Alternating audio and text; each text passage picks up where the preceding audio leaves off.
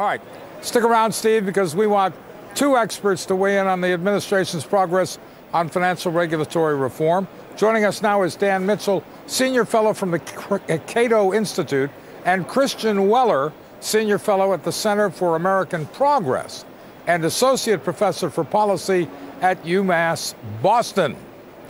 All right, gentlemen, let's get started. Professor, I'll start with you. Do we really need financial reform? We absolutely need financial reform. We need to address the too big to fail problem. We need to make sure we get a handle on systemic risk. We've lived with large-scale systemic risk since the early 1980s, and we finally need to face up to the fact that it costs us trillions of dollars every so often, and we need to get a handle on that. And finally, we do need to get a handle on consumer protection. It's very scattered the way it's handled right now. I think we do need to do a job from a policy perspective to protect people's money better. But I hear Steve's frustration with this, but I think it's also fair to say that that there are a number of balls up in the air. I don't think necessarily Bernanke disagreed with Geithner. The council had always been part of the original proposal. The Consumer Protection Safety Agency is moving forward. Well, wait a minute. Frank is actually saying he's going to have legislation soon. So I think we need it, and the political side is moving forward, especially on the consumer protection side and on the systemic risk side. But isn't risk-taking at the heart of capitalism? Well, there is risk and there is excessive risk. And if you look since the 1980s, what we've had is we have had excessive risk that often the market was not pricing in. And what all of the literature says, or what all the research says, is you liberalize the markets, you need more transparency, and you need more efficient regulators. And, and that's really where we've fallen down on the job. Let's let Dan Mitchell weigh in on this. Dan? Well, two things I think are important. Number one, the most important thing that should happen is we need to learn from the government mistakes that caused the current financial crisis. So hopefully in the future, the Fed will not be creating excess liquidity. And number two, hopefully, Fannie and Freddie will not rise from the graves like financial vampires to haunt the American economy. So just avoiding those mistakes in the future would be a big step in the right direction.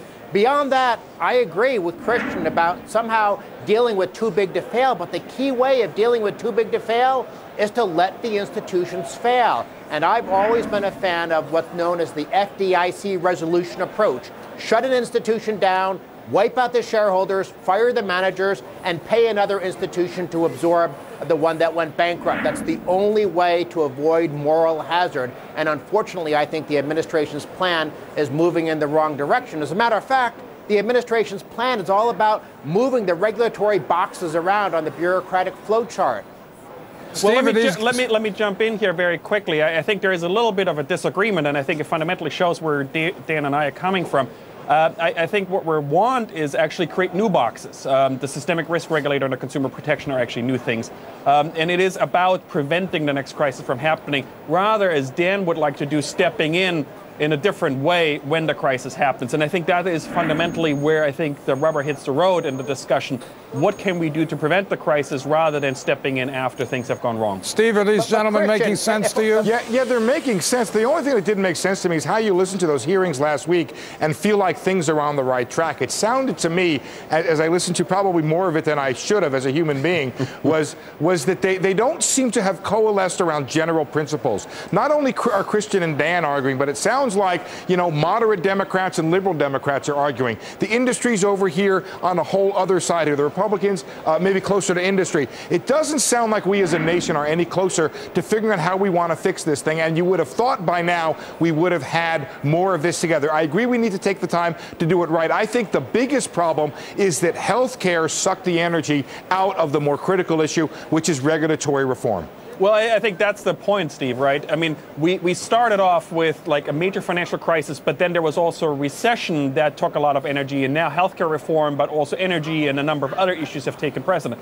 I think the regulatory issue is actually moving, and especially the consumer protection piece is moving forward. Probably not as fast as we would like, which also means that, quite frankly, the systemic risk regulatory issue has taken a little bit of a back seat, but is and this that is something driven that by you see, politics to some degree. Is this something you see passing by just the Democrats do it? It's not something that's bipartisan. And if it gets by the House, big deal. What's going on in the Senate? How close are Dodd and Frank right now? It doesn't seem like they're very close at all. Well, I think there is a little bit. The key thing to understand is that the Democrats completely control the House. They completely control the Senate. And can't do anything. Nothing's happening because this is a giant feeding frenzy for the lobbyists and the politicians. Exactly. Because it is nothing but rearranging those boxes on the flow chart. We need to get government out of the way. Adding more bureaucrats is just going to make things worse. We don't need more regulation. We need less government interference. Government caused the problem. And if I could, there's one other level here, Mark, which is even if, let's say we got the entire United States to agree on what should happen, nobody's going to do anything until there's agreement with international partners, in part because we don't want to set higher capital ratios or lower leverage ratios than our competitors do over in Europe and in the UK. So that's another area where progress seems to be glacial. Well, you know, not to be a doomsayer, but I'll ask Dan first. Perhaps the opportunity to reform has passed. The political will has been diverted to other issues. What do you think, Dan? The question is, will nothing pass, or will something that's just a fig leaf pass so they can say they did something? I actually prefer that outcome because I don't want more regulation. I don't want more interference. I worry that politicians will subsidize excessive risk and not deal with it, because I agree with Christian. We need to deal with it. But the definition of excessive risk is government subsidized risk. We saw that with Fannie Mae and Freddie Mac. When government subsidizes, it distorts market signals, and we get financial crises. Well, the Fannie-Freddie issue is a non-issue. Fannie and Freddie securitized less than 20% before the crisis, so they're not really the cause of the problem. But we have a clear issue here, and I think that the chance is there.